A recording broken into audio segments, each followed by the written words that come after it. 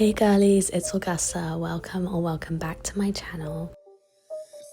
Today I'm going to be giving you this super easy tutorial for this 2025 everyday makeup look. It's step by step and beginner or expert friendly, so feel free to follow along whatever your level. Don't forget to subscribe if you haven't already, but let's get into it. Before you start any makeup look, you need to make sure you're doing proper skin prep and priming your face. So I love this Rimmel London Multitasker one, which I've already applied. Since this is an everyday look, rather than a foundation, I like to wear a tinted moisturizer instead for my base. This gives a nice coverage and also has SPF 50 in it, but doesn't look too cakey or like I'm wearing lots of makeup, and also is a bit lighter on my skin. I'm mixing this in with the e.l.f. bronzing drops. All you need is a small dot on each side of the face and blending this all together with my dampened beauty blender. By using a dampened beauty blender, you'll get a much better blend and it will look much more glowy and skin-like and also blend a lot more seamlessly. Next up, you're going to want to go in with a liquid contour. The Rare Beauty one is perfect and has a really nice cool undertone. Apply a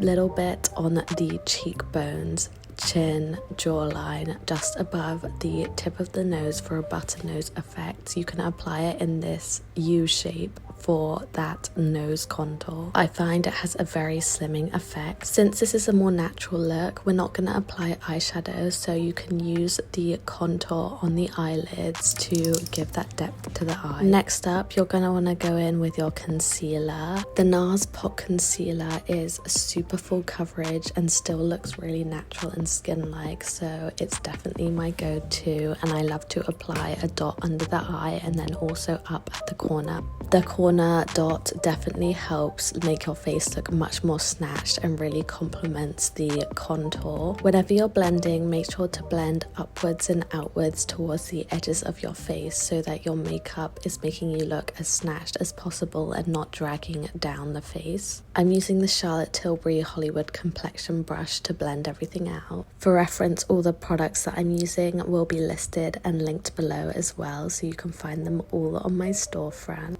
The more you blend your makeup, the more flawless and professional looking it's going to appear. Personally, I like to use a beauty blender to blend out my concealer because I think it looks a lot more natural, and brushes can give a streaky texture. But you can see how snatched my face looks already just from these two products. Next up, you're going to want to choose a cream blush. I love a light pale pink blush at the moment. I think it's so girly and cute.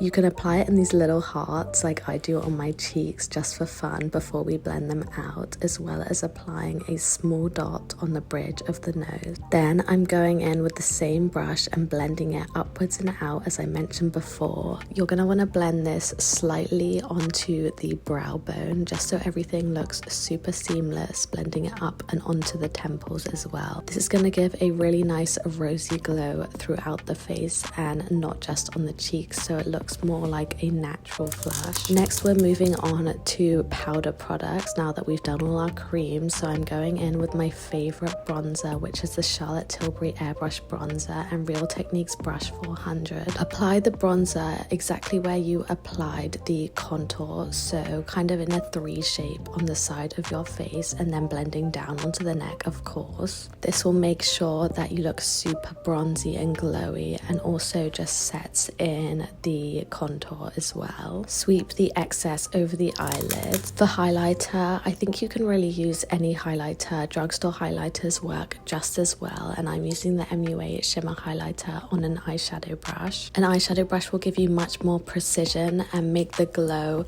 really accentuate the face rather than being too out there or obtrusive. Apply it on your cupid's bow, bridge and tip of the nose, inner corner of the eye, below the brow bone, and also a small dot on the high point of your cheeks. This will make you look super glowy and reflective without taking away from the nice subtle glow of the blush. Now that you've finished the base products, I like to take a big fluffy brush and just blend everything together to make sure that everything is nice and seamless. For brows, it obviously depends on your natural eyebrow, but I love the NYX brow glue in Tinted, just in this light brown shade, because this matches my natural brow color. You can choose a darker shade if your eyebrows are more sparse, or just a clear one if you already have dark brows, but I'm just brushing them upwards and out, as I've said many times, then using a flat eyeshadow brush just to flatten them out so they're not super duper spiky.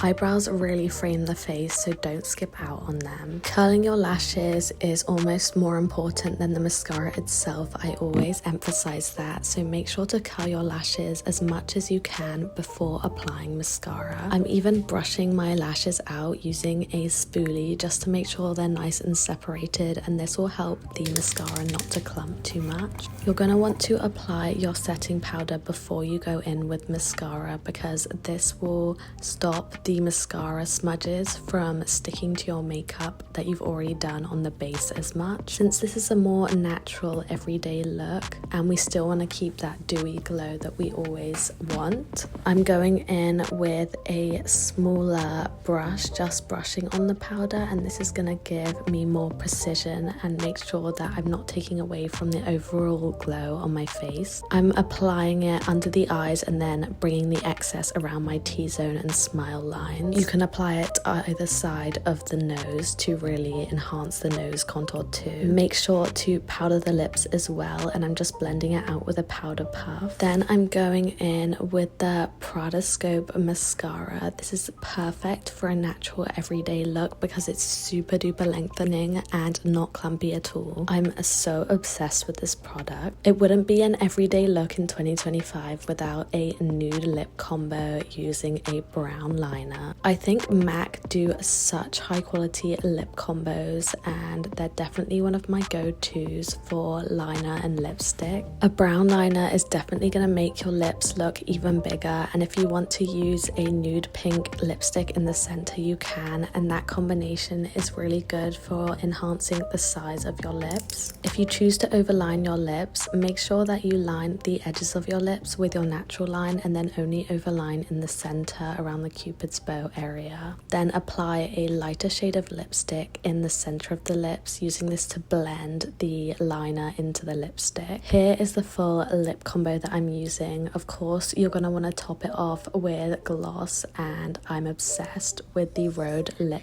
Peptides. This one is in shade Taupe. The final step is always going to be setting spray, so I'm using the Rimmel London Multitasker setting powder and making sure that my makeup lasts for as long as possible. But there you have the full 2025 makeup look tutorial for every day. Please let me know your thoughts in the comments, and don't forget to subscribe if you haven't already, as well as checking out all my other tutorials which are linked below. Thank you so much for all your support and for watching. Bye.